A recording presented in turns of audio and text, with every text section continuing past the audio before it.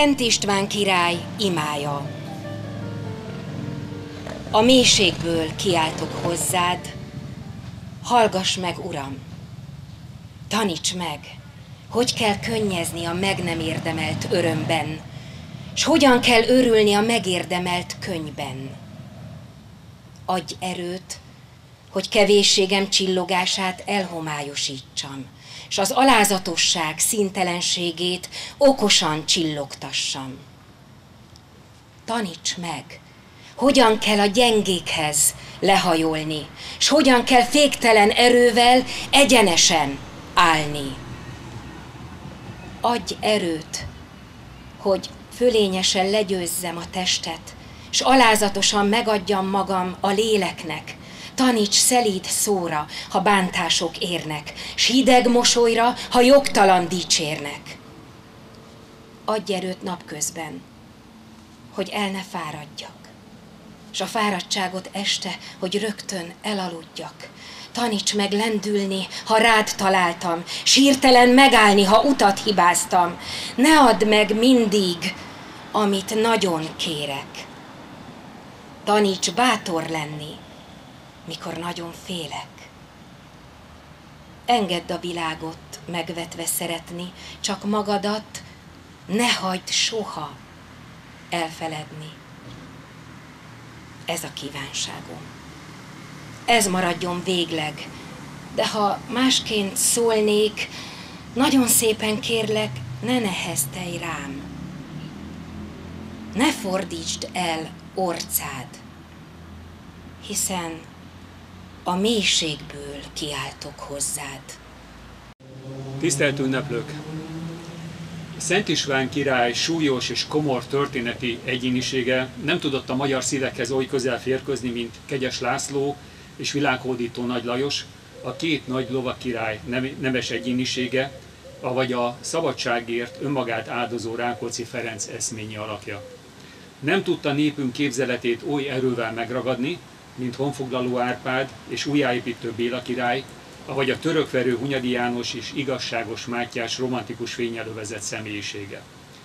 Neve nem került Bethlen Gáboréhoz és Pázmány Péteréhez, Kossuth Lajoséhoz és Deák Ferencihez hasonlóan világnézeti és nemzetpolitikai irányzatok zászlajára. Tisztelete sohasem volt oly lelkes és lobogó, oly hangos és kitörő erejű, mint ezeké a népszerű nemzeti hősöké, de mélyebb és átfogó, általánosabb és állandóbb, mert a vele rokonlelkű Zrínyi Miklós és Széchenyi István kultuszához hasonlóan a magyar értelemből táplálkozott, a jobbak, a bölcsebbek, a gondolkodók, a nemzet sorsán tépelődők lelkében fogant, és az ő útmutatásuk nyomán talált termőtalajra a magyar nép széles rétegeinek lelkében. 1938-ban láttak napvilágot ezek a gondolatok Hóman Bálint tollából. Hóman Bálint akkor a király nélküli Magyar Királyság vallás- és közoktatásügyi minisztere volt, Székesfehérvár országgyűlési képviselője, valamint nemzetközi hírű történész. Azóta csaknem 100 év telt el, politikai rendszerek jöttek és mentek, és a világ óriásit változott. István király alakja, a magyar államalapítás folyamata azonban ma is a történészek célkeresztjében van, s nagy királyunk tetteit, tanításait a hétköznapok emberei is olykor, de főleg politikusok idézik fel. Alakja minden komorsága ellenére oly összetett, hogy csak nem mindenki megtalálhatja benne a neki kedves üzenetet. A korszakváltás jelentőségét felismerő, nemzetmentő államférfiét, a cél érdekében ellenfeleivel leszámoló erőskezű királyét, vagy éppen a régi szabadságot felszámoló elnyomójét, a nyugati orientáció fontosságát felismerő politikusét és az idegeneket pártoló, toleráns gondolkodású emberét, vagy éppen a nyugati kereszténység ellentmondás nem tűrő harcosáét, ugyanakkor mélyen vallásos, életét, tetteit egy felső hatalom ítéletében mérlegelő és töprengő hívőjét, a családját, fiát mélyen szerető apájét és az intelmek bölcs tanítómesterét. De mit látott mindebből a középkori ember? Mit láttak és miként érintették őket István döntései az elkövetkező századokban? Hogyan vált augusztus 20-a ezé az ünnepé? Ezekre a kérdésekre keresi a választ C. Norbert történész, az Árpád Múzeum munkatársa ünnepi köszöntőjében. Azon márványkereszt, mely a keresztény vallás szent alapítójának, idvezítőnknek dicsőítésére, s vallásos érzelmek ébresztésére fog ugyan főleg felállítatni, de ezen fő célon kívül a városnak is szépítési tekintetben díszt ad, hova állíthatnék fel legcélszerűbben a régi ledült fakereszt helyére, vagy pedig a hídtér közepére. E kérdéssel vezették fel a Ráckevei tanácsülés következő napirendi pontját 1853. május 19-én. A szóban forgó keresztet 1789-ben már egyszer megújították, de hogy pontosan mikor állították fel a révvel, utóbb a híddal szembeni térre, egyelőre nem tudjuk. Ha oda tekintenek a templom elé, akkor a kereszt az a régi keresztnek a emléke, tehát maga az a régi kereszt, amiről most beszélünk, az alja pedig a múzeumnak a udvarában van egyébként. Vajon hogyan jutott el Ráckeve magisztrátusa, illetve a Magyar Királyság lakossága közel 900 év alatt odáig, hogy a kereszt állítása, avagy templom építése ne kötelező teendő legyen, amint arról Szent István rendelkezett törvényében, hanem a települések látványelemének kihagyhatatlan eleme. Köztudott, hogy Szent István király uralkodásához 3 törvénykönyvet szokás kötni. Ezek közül az egyiket a fiához, Imre herceghez szóló Intelmek című 1031 előtt keletkezett összeállítást ma már műfajából és tartalmából adódóan sem számítjuk a törvények közé. A másik 2 fennmaradt törvénykönyvből az első az uralkodása elején, praktikusan a koronázása után valamikor 1001-ben keletkezhetett. A 35 cikkelyből álló könyvben intézkedtek az egyház és a papok helyzetéről, a keresztény vallásgyakorlásról, az új birtokrendről, a földesúri jogok biztosításáról, az erőszakos cselekmények, az esküszegés büntetéséről, az özvegyek és árvák védelméről, általában a nők jogairól, továbbá a boszorkányok és varázslók büntetéséről. A második évtizeddel vagy évtizedekkel később keletkezett törvénykönyvben alapvetően az elsőben hozott rendelkezéseket egészítették ki, pontosították tartalmukat és hatályukat. A 11. század végén uralkodó Könyves Kálmán király törvényeiben egyébként arról értesülünk, hogy Istvánnak voltak még más rendelkezései, valószínűleg további törvénykönyvei is, így például hoztak törvényt a vásári árusokra kivetett vámokról is, és tehetjük hozzá minden bizonnyal születtek cikkelyek a vásártartásról és a pénzhasználatról is. Szent István és Könyves Kálmán királyokon kívül a 11. századból még Szent Lászlótól, illetve Géza királytól maradtak fenn törvényhozási emlékeink, rajtuk kívül Els András királyról említik meg a krónikák, hogy alkotott törvénykönyveket.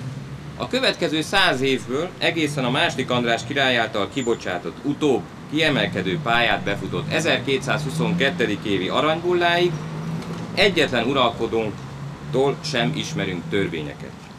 A 13. században élő többi királyunktól összesen 3 törvénykönyvet ismerünk, 4. Bélától 1-et, még 3. Andrástól, ugye az utolsó Árpád-házi királytól 2-t. Azt talán mindenki számára világos, hogy óriási forráspusztulással állunk szemben, hiszen nem túl életszerű, hogy a több évtizeden át uralkodó 4. Béla király mindössze egyetlen alkalommal vállalkozott volna elképzelései pergamenre vetésére. De akkor miért nem ismerjük ezeket, tehetjük fel a jogos kérdést. Hogyan lehetséges az, hogy a 11. századból fél tucat törvénykönyvet ismerünk, míg a következő 2 évszázadból ennyit sem? Ennek, mint minden egyéb dolognak, több oka van. Egyik maga a törvényhozási gyakorlat. Alapvetően egy törvény addig marad hatályban, amíg valamelyik utód meg nem változtatta, el nem törölte hatályát, vagy, és ez a jelen esetben talán fontosabb, el nem múlt felette az idő. Mire is gondolok? Lássunk egyetlen példát. Az István által elrendelt minden 10 falu építsen egy templomot cikkely tartalma a 13. századra teljesen idejét múlta, hiszen a falurendszer létrejöttével, a kereszténység megszilárdulásával minden közösség már maga igényelte, hogy legyen lakóhelyén templom. Így az istváni rendelkezés szépen a múlt homályába merült. A másik ok a forráspusztulás. Itt egyetlen eseményt, mondhatnánk személyt is megnevezhetünk. 1241-42 folyamán a Magyar Királyságba érkezett a nagy levéltár rendező, ismertebb nevén Batu-kán, akinek vezetésével a mongolok, amit lehetett és értek, elpusztítottak. Erre ismét a legjobb példa Mástik András aranybullája, amelyet 7 példányban állítottak ki, legalábbis annak záradéka szerint, és ebből 6 példányt Magyarországon különböző intézményekben, személyeknél helyeztek el. Ma azonban egyetlen példány sem áll rendelkezésünkre, szövegét mindenki Nagy Lajos király 1351. évi törvényéből ismerheti. Mindezek ellenére mégis fennmaradtak István, László és Kálmán, azaz a szent királyok törvényei, nevezzük mi is így, mivel már a 13. században így emlegették őket. Ennek pedig nem más az oka, mint hogy valamikor a 12. század folyamán összemásolták azokat a őrzési helyéről Admonti kódexnek nevezett kötetbe. Aztán mintegy 2 évszázadra elfelejtették őket. Míg nem az 1400-as évek elején, majd 1467-ben valamilyen úton módon hozzájuthattak a csomaghoz, és ismét lemásolták őket. De ekkor már nem az eredeti értelmüknek megfelelően, mint törvények, hanem mint a királyság megalapításának, berendezésének, egy szóval a szent királyok emlékezeteként tekintettek rájuk. A törvények szövege ekkor már nem volt fontos, hiszen azok felett, mint mondtam, elszaladt az idő, így azokra szövegszerűen sohasem hivatkoztak a későbbiekben. Mindezek fényében jogosan vetheti szembe a fentiekkel bárki, hogyha kézbe vesszünk egyet is a ráckevei oklevelek közül, legyenek azok hitelesek vagy hamisak, ha nem is mindegyikben, de találkozunk bennük a szent királyokra történő hivatkozással. Az talán nem igényel különösebb magyarázatot, hogy a szent istváni gondolatokat nehezen kérhetnénk számon a ráckevei lakosokon, hiszen a jelenlegi várost az 1440-es évek elején alapították újra az Al-Duna mellől felköltöző rácok és magyarok. Ennek ellenére a szent királyokra történő hivatkozásokkal ugyanúgy találkozunk itt is, mint a Magyar Királyság más településein. Sérelmeik elpanaszolásakor gyakran hivatkoznak a szent királyoktól kapott szabadságaikra és kiváltságaikra. Az ellentmondás feloldása egy régi emberi tulajdonságra vezethető vissza. Az évszázadokkal később élt emberek számára Szent István öröksége, illetve a szent királyok kiváltságai és szabadságai nem jelentettek mást, mint hogy minden jó és üdvös akkor keletkezett, amelyek aztán az eltelt évszázadok alatt elromlottak. És ha meg akarjuk őket javítani, illetve egy régóta gyakorolt kiváltságra kívánunk hivatkozni, akkor vissza kell térnünk a szent királyok által hozott rendelkezésekhez. Ezeknek persze vajmi kevés közük volt Szent István vagy Szent László törvényeihez, de ki tudta volna azt meghazudtolni, hiszen nem ismerték, vagy miután megismerték azokat, nem sokat értettek belőle. Bárki is hozta meg a törvényeket, valamilyen formában el kellett juttatni azokhoz, akikhez szóltak. A ma embere számára ez nem kérdés, egyfelől többfajta médiumon keresztül elérhetőek számára, másfelől a fontosabbakat külön közlik is vele. Azaz, akiket érdekel, azok rövid úton megtudhatják. Természetesen vannak, ahogy a régen is voltak, olyanok, akiket a legkevésbé sem foglalkoztatnak ezek a dolgok. De visszatérve a középkorban élt emberekre, akik szerettek volna az új rendelkezéseknek megfelelően élni, tevékenykedni, vajon azok hogyan tudhatták meg, hogy változás történt valamilyen területen, vagy éppen az eddig csak szokások által szabályozott dolog mostantól törvényileg is úgy van, vagy éppen ellenkezőleg már nem érvényes. Ennek egyik legfőbb fóruma, amikor a törvényeket is alkothatták szent királyaink, a minden év Nagyboldogasszony ünnepéhez, azaz augusztus 15-höz kötődött. Már István királyról kimutatható, hogy a legjelentősebb Mária ünnepet Székesfehérváron ünnepelte meg udvarában. Mivel ez a napok már ideje korán rögzültek, így aki biztosan szeretett volna találkozni a királlyal, továbbá az országnagyokkal és tisztségviselőkkel, hogy elmondja panaszát, sérelmére orvoslást kérjen és kapjon, annak erre az időpontra Székesfehérvárra kellett mennie. E rendszeressé vált gyakorlatot hamarosan szokássá, majd szinte kötelező érvényű eseményé tette az idő, amelyet a későbbiekben egyébként fehérvári törvénynapokként emlegetnek, ahol szó szerint az ország apraja nagyja megjelenhetett. Ezt az is elősegítette, hogy István király 1038-ban éppen augusztus 15-én hunyt el.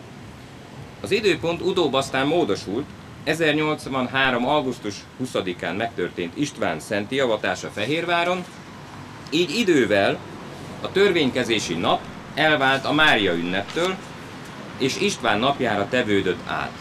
Az 1222. évi aranybullában már arról írtak, hogy augusztus 20-án a királynak vagy súlyos akadályoztatása esetén megbízottjának meg kell jelennie Fehérváron, hogy meghallgassa a panaszokat. Gondolhatnánk, helyben is vagyunk ezzel, hiszen ma is augusztus 20-án gyűltünk össze, és a ma ünnepe egyértelműen az 1000 éves múltunkban gyökerezik.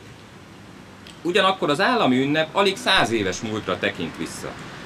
Az 1890-es években az akkori földművelési miniszter kezdeményezte az új kenyér ünnepét. Természetesen június 29-i kelettel, ebből lett évtizedek alatt előbb a július 27-i, majd immár a két világháború között az augusztus 20-i Szent István ünnep. 1947 és 49 között az állam mással volt elfoglalva, majd miután 1949-ben augusztus 20-án hirdették ki az új alkotmányt, nem véletlenül, a következő évtől e napon az alkotmányt és a népköztársaságot kellett megünnepelni. Aztán jött 1956, és ennek következtében az 1960-as évektől visszahozták az új kenyér megünneplését is, hogy aztán az 1980-as évek második felében már szigorúan a szent jelző nélkül István királyt is ünnepelni lehessen augusztus 20-án. Természetesen a katolikus egyház az eltelt 940 évben mindig megtartotta Szent István ünnepét, ápolta emlékét. A fehérvári törvénynapok azonban 1526. augusztus 29-e a mohácsi vereség utáni háborús viszonyok között már csak elvileg, majd Székesfehérvár 1543. szeptember 3-i oszmánok általi elfoglalása után már gyakorlatilag sem lettek volna kivitelezhetőek. És természetesen közbe jött még a reformáció is, amelynek révén az ország a 16. század végére szinte teljesen protestánssá vált, ahol a szenteknek semmilyen, vagy legalábbis nagyon kevés tisztelet jutott, s noha a 17. századi katolikus megújulás révén a felekezetek között kiegyenlítettebbé váltak a viszonyok, mire az ország felszabadult az oszmán hódítás alól a 17. század végén, már idejét múlta e régi intézmény. Augusztus 20-a tehát, noha minden korban mást és mást jelentett, és még ha nem is pontosan úgy képez hidat a jelen és a múlt között, mint azt elsőre gondolnánk, mégis az egyik legrégebbi, legjelentősebb napunk. Amikor kicsik és nagyok együtt ünnepelhetjük az első keresztény uralkodónkat, vagy az államalapítást, vagy az új kenyeret, vagy a fehérvári törvénynapokat, kinek melyik kedvesebb, de akár együtt mindegyiket is. Hiszen valljuk be, kár lenne ezen a szép hagyományon változtatni. Köszönöm szépen a figyelmüket!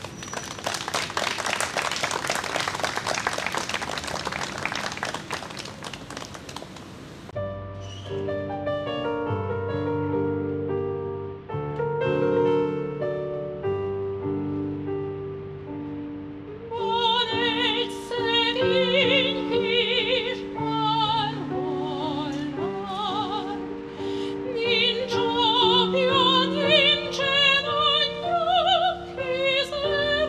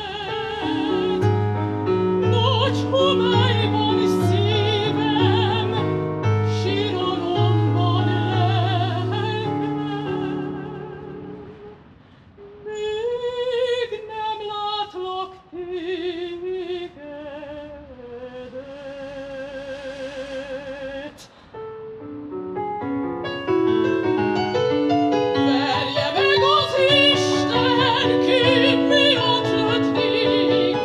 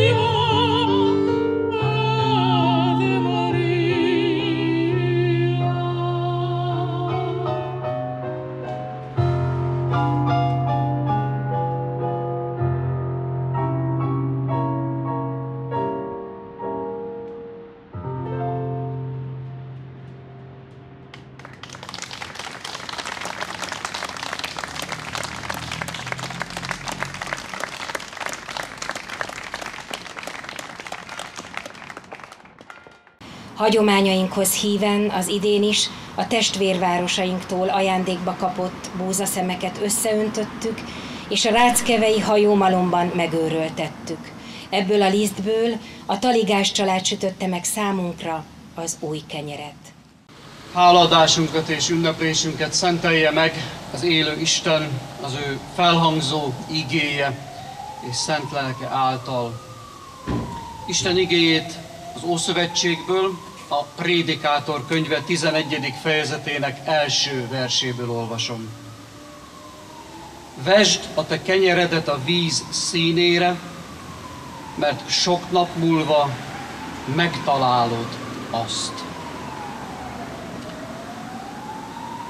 A hálaadásnak és a történelmi emlékezésnek természetes lelki-szellemi irányultsága mindenek előtt a visszatekintés. Hálát adunk, hogy a múltban elvettetett a mag, annak Isten növekedést adott, a magból kalász lett, a kalászból liszt, és itt van majd kézzelfogható valóságként is számunkra már a kenyér. Történelmi távlatban pedig csak itt a Kárpát-medencében több mint egy évezredre tekinthetünk vissza, és adhatunk hálát azért, hogy oly sok minden ellenére megtartattunk, itt vagyunk, élünk és ünneplünk. a tekintetünk a múltba néz vissza. De ez a most felolvasott ige ugyanakkor már a jövő felé irányítja nem csak a tekintetünket, hanem minket is arra akar ösztönözni, hogy indulj tovább. Itt van a kezedben, itt van az életedben nyilvánvaló módon Istennek a múltban adott, a jelenben is ható áldása. Itt van a kezedben a kenyér, most vesd a víz színére, és majd sok nap múlva megtalálod azt. Kezünkben az Istentől kapott új kenyér. Ez lehetőség, feladat, munkálkodás, építés, felelősség.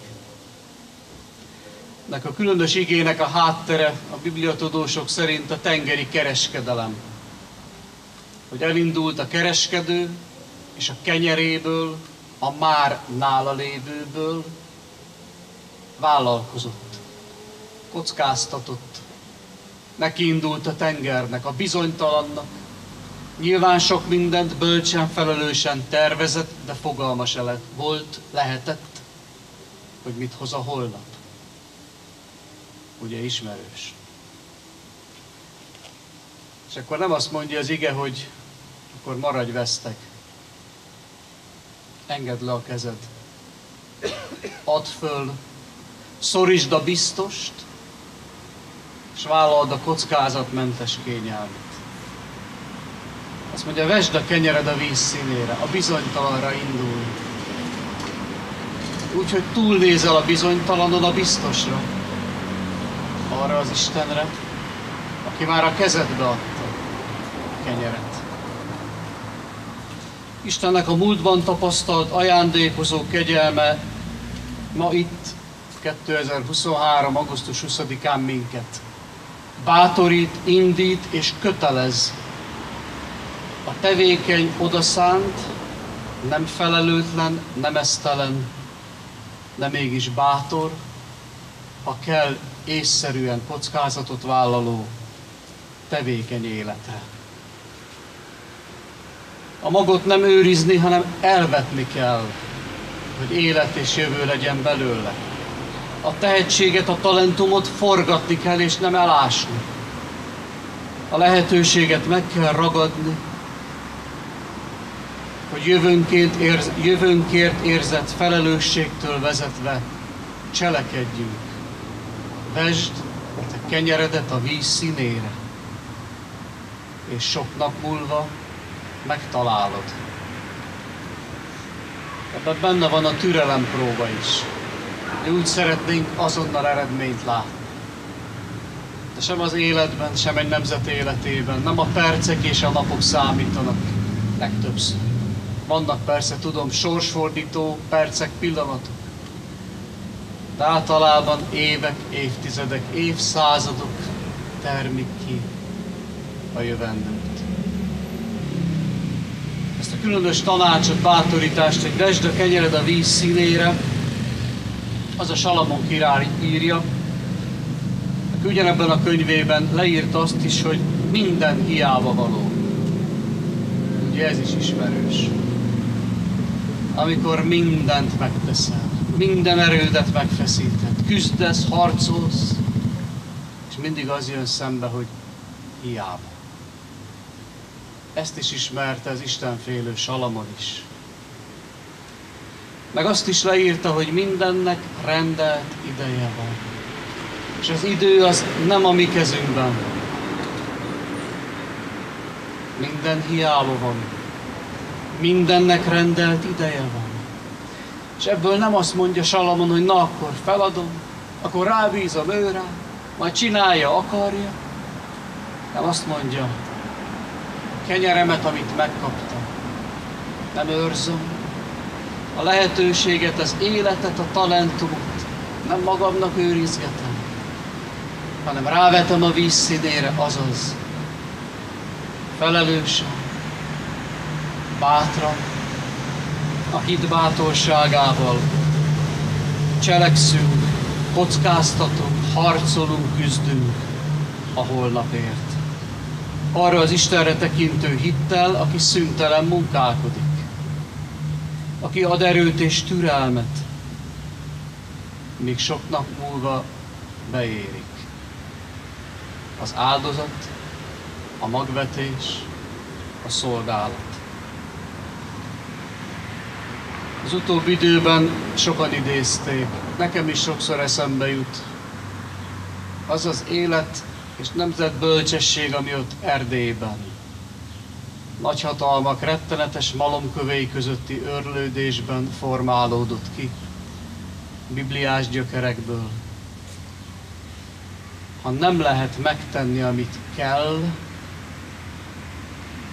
akkor is meg kell tenni, amit lehet. Van a kezünkben kenyér, áldás, talentum és sok-sok kincs. Vesd a kenyered a víz színére, és sok nap múlva megtalálod. Adjon ez az Isten őrátekintő hitet és bizalmat, áldást, és az építéshez, a szolgálathoz békességet itt bent, köztünk, a városban, és ebbe a hazába is. Így legyen áldás és békesség onnan tőle. Amen. Dicsértessék a Jézus Krisztus! Nagy szeretettel köszöntök mindenkit. Nagyon gondviselésszerű az, hogy ilyenkor augusztus 20-án, amikor Szent István királyt ünnepeljük, akkor egyúttal, mivel a betakarítások nagyjából már a végére is érnek, rendelkezésünkre áll már az új búza, az idei termés és az ebből elkészített kenyér. A kenyérre egy jó értelemben vett kettősség jellemző. Egyfelől Isten ajándéka, másfelől pedig az emberi munka fáradozásának az eredménye. Hiszen az ember vetette el a búzát, aratta le, őrölte meg, gyúrta össze a kenyeret, sütötte meg, de ez mind nem lett volna a lehetőség akkor, hogyha Isten nem adná a növekedést, nem adná a lehetőséget, nem adná hozzá az erőt. Ezért nagyon találó ez a kettősség, hogy azért érzi az ember, hogy Istennek az ajándéka, de azért neki magának is meg kell dolgoznia érte. Másfelől pedig sok búzaszemből áll össze egy kenyér, jelzi az nagyon jól, hogy a közösségeinknek, emberségünknek is össze kell tartani. Emberi mi voltunknak rendkívül fontos feladata van, hiszen igaz, hogy egyedek vagyunk, egyének vagyunk, de egyúttal a közösségnek a tagjai is, és sok embernek a sok jó tulajdonság, amit az Úristen adott nekünk, azt hoz össze valami nagyon jó dolgot, mint ahogy ez a kenyérnél is jellemző. Amikor megáldjuk a kenyeret, akkor valójában magunkra kérjük Isten áldását, hiszen a kenyér a mi érdekünkben van. Azért van, hogy tápláljon bennünket. A mindennapi kenyérben benne foglaltatik az embernek mindenféle testi dolga, amire szükségünk van ahhoz, hogy élni tudjunk, hogy a munkánkat el tudjuk végezni. De természetesen ez segít bennünket abban, hogy az örök üdvösséget, a célunkat elérjük, hogy érdemeket tudjunk szerezni. Így egyfelől hálával vagyunk Isten iránt, hogy megtartod bennünket, hogy minden egyes másodpercben velünk van, életben tart bennünket, egyúttal pedig kérjük a segítségét, hogy minden munkánkat tényleg az ő dicsőségére tudjuk végezni. Könyörögjünk! Dicsőítünk téged, Atyánk Istenünk, Jézus Krisztus a te fiad által, aki a pusztában megáldotta az 5 kenyeret és megszaporította, hogy táplálja vele az összegyűlt sokaságot. Urunk, aki megadtad, hogy Szent István királyunk, országunk fővédőszentjének ünnepén összegyűlve együtt ünnepeljünk, aki hétről hétre megtöröd és szétosztod közöttünk az eukarisztia égi kenyerét, áld meg ezeket a kenyereket, mindennapi életünk táplálékát, és taníts meg arra, hogy mindennapi kenyerünket mi is megosszuk másokkal, hogy megízlelhessük az igazi testvéri szeretet ízét, szent neved dicséretére és dicsőségére, Krisztus a mi Urunk által. Amen.